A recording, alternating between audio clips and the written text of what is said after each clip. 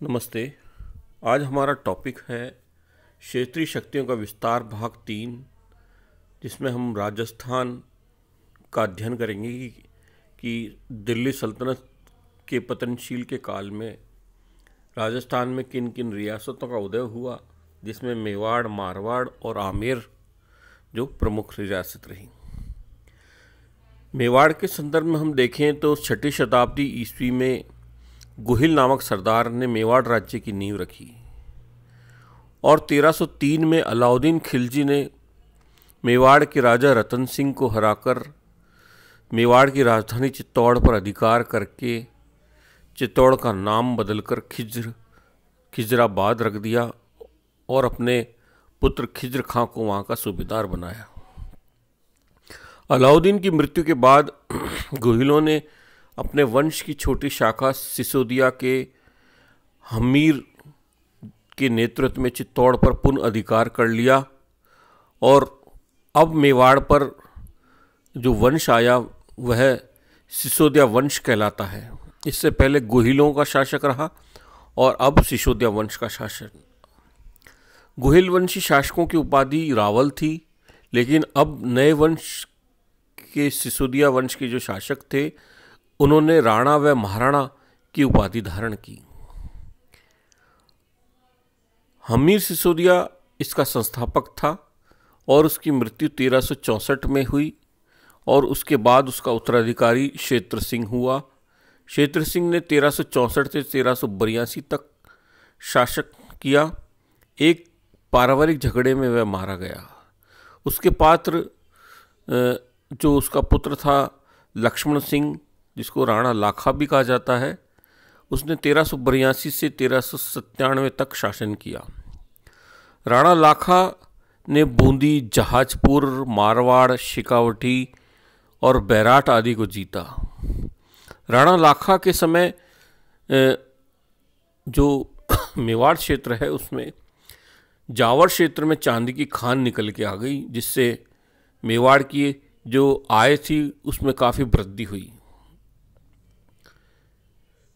वृद्ध लाखा ने राठौड़ राजकुमारी हंसा से विवाह किया और विवाह की शर्त के अनुसार राणा लाखा के बड़े पुत्र चूंडा को यह प्रतिज्ञा करनी पड़ी कि राजकुमारी हंसा से उत्पन्न पुत्र ही मेवाड़ का राणा बनेगा।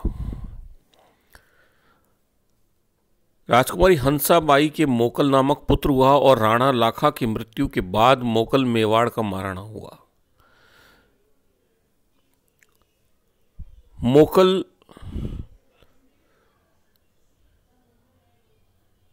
के बाद उसका पुत्र राणा कुंभा या कुंभकर्ण मेवाड़ का शासक हुआ। राणा कुंभा ने 1433 से 1468 तक राज्य किया और यह मेवाड़ के महानतम राणाओं में से एक था। राणा कुंभा के समय जो मेवाड़ी सरदार थे उन्होंने चित्तौड़ में रह रहे राठौड़ सरदार या शासक रणमल की हत्या करवा दी और मारवाड़ पर अधिकार कर लिया। इस घटना से मेवाड़ और मारवाड़ के बीच संघर्ष छिड़ गया और राजस्थान की राजनीति के लिए बहुत घातक सिद्ध हुआ। कुंभा ने मालवा व गुजरात राज्य के विरुद्ध निरंतर संघर्ष किया। राणा कुंभा प्रजाहितैषी था, सभी धर्मों को समान रूप से आश्रय देने वाला, आदर करने वाला, विद्वानों, साहित्यकारों को, कलाकारों का प्रश्रय देने वाला शासक था। राणा कुंभा ने लगभग 32 दुर्गों का निर्माण करवाया, जिसमें कुंभलगढ़ दुर्ग सबसे महत्वपूर्ण है। राणा कुंभा ने 2 कीर्ति स्तंभों का निर्माण कराया, जिसमें चित्तौड़ का कीर्ति स्तंभ जो है वो मालवा विजय के उपलक्ष्य में बनवाया गया और कुंभलगढ़ में एक तीर्थ स्तंभ है। राणा कुंभा खुद बहुत बड़ा साहित्यकार व विद्वान था और उसने अनेक ग्रंथों की रचना की, जिसमें से संगीत राज, संगीत मीमांसा और रसिक प्रिया प्रमुख ग्रंथ हैं। 1468 में कुंभा के पुत्र उदा ने या उदयकरण ने उसकी हत्या कर दी। इस कारण मेवाड़ सरदारों ने पितृघाती उदा को गद्दी पर न बैठाकर उसके छोटे भाई रायमल को गद्दी पर बैठाया। रायमल के जीवन काल में ही उसके पुत्रों में उत्तराधिकार का संघर्ष हुआ और अंत में 1509 में रायमल की मृत्यु के बाद उसका तीसरा पुत्र राणा संग्राम सिंह, जिसको राणा सांगा भी कहा जाता है, वह गद्दी पर बैठा। राणा सांगा का शासनकाल 1509 से 1528 रहा और उसके समय मेवाड़ अपने चरमोत्कर्ष पर था। राणा सांगा के विषय में यह कहा जाता है कि वह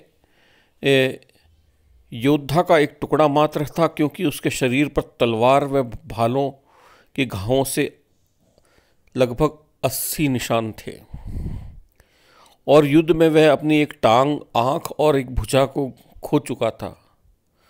उसने दिल्ली, मालवा, गुजरात राज्यों से युद्ध किए और अपने राज्य का विस्तार किया। राजस्थान के सभी शासकों को उसने अपने अधीन संगठित किया। उसने मालवा के महमूद द्वितीय को पराजित कर बंदी बनाया, लेकिन उदारता दिखाते हुए उसे अपना राज्य लौटा दिया।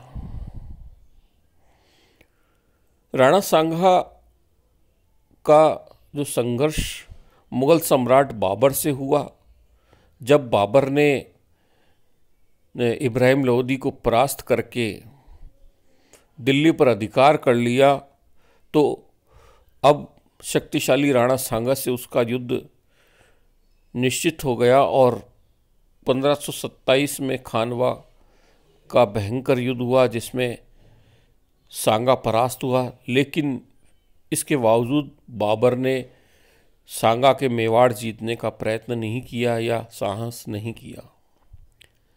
अकबर ने भी मेवाड़ को मुगल साम्राज्य में सम्मिलित करने के कई प्रयास किए, जैसा कि हम देखते हैं कि महाराणा प्रताप के समय हल्दी घाटी का युद्ध लड़ा गया, लेकिन अंततः जहांगीर के समय मेवाड़ ने मुगल आधिपत्य को स्वीकार कर लिया और मुगल मेवाड़ संधि, जिसको हम कहते हैं, वह संपन्न हुई।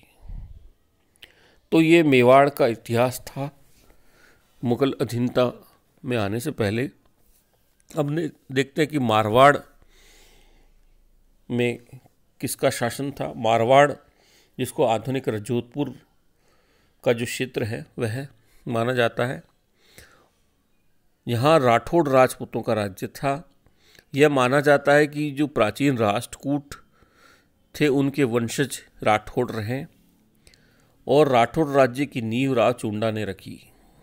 हालांकि मारवाड़ में राठौड़ सत्ता का उदय राव सिंहा 1240 से 1273 से माना जाता है और सिंहा के एक वंशज राव चुंडा ने मंडोर जीतकर इसे अपनी राजधानी बनाया। राव चुंडा ने 1394 से 1421 तक राज्य किया और चुंडा के वंशजों में सबसे पराक्रमी जो था राणा रणमल था। उसने कुंभा को सहयोग किया, पर राठौड़ और सिसोदिया सरदारों की आपसी रंजिश के कारण रणमल और अधिकांश मेवाड़ सरदारों का मेवाड़ में वध कर दिया गया। सिसोदियों ने मारवाड़ पर अधिकार कर लिया, परंतु रणमल का एक पुत्र राव जोधा इस हत्याकांड से बच निकला और राव जोधा 1453 में अपने पैतृक राज्य मारवाड़ से मेवाड़ की सेना को खदेड़ने में सफल हुआ। 1459 में उसने राजधानी मंडोर से लगभग 6-7 मील दूर एक पहाड़ी पर जोधपुर के प्रसिद्ध दुर्ग की नींव रखी और पहाड़ी की तलहटी में जोधपुर नामक नगर बसाया। तभी से जोधपुर राठौड़ों की राजधानी बन गया। उसने मंडोर में भी एक दुर्ग बनवाया। राव जोधा ने आसपास के क्षेत्रों को जीतकर अपने राज्य की सीमाओं का विस्तार किया। कुंभा की मृत्यु के बाद उसने अजमेर और सांभर पर अधिकार कर लिया।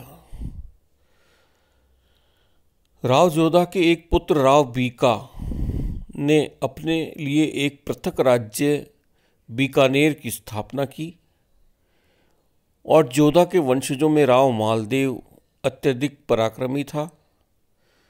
राव मालदेव का शासनकाल 1532 से 1564 रहा। उसके समय मारवाड़ राज्य की शक्ति अपने शिखर पर पहुंच गई थी, लेकिन मालदेव को शेरशाह से संघर्ष करना पड़ा और मालदेव और शेरशाह की सेनाओं के बीच 1543 में सामेल का युद्ध हुआ, जिसमें शेरशाह की सेना से मालदेव के जो सेनापति थे जैता व कूपा बड़ी बहादुरी से लड़े। लेकिन सामेल के युद्ध में शेरशाह विजयी हुआ और शेरशाह ने इस अवसर पर कहा कि एक मुट्ठी भर बाजरे के लिए मैं हिंदुस्तान की बादशाहत खो देता। तो ये जोधपुर या राठौड़ों का इतिहास प्रारंभिक। अब हम देखें कि आमेर कछावा वंश का क्या इतिहास रहा। आमेर, जिसको आधुनिक जो जयपुर के आसपास का जो क्षेत्र है उसमें आता है, यहाँ सूर्यवंशी कछावा राजपूत शासन करते थे और वे अपने को अयोध्या के श्री रामचंद्र जी का वंशज मानते थे। 12वीं शताब्दी ईस्वी में दूल्हे राव नामक योद्धा ने पहले से आबाद बड़ गुजरों को परास्त करके दौसा और उसके आसपास के क्षेत्रों को जीतकर कछावा वंश की नींव रखी।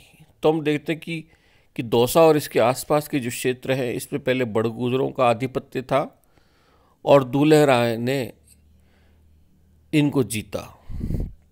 दूल्हे राय के एक वंशज काकिल देव ने आमेर को मीणाओं से जीता और अपनी राजधानी आमेर को बनाया।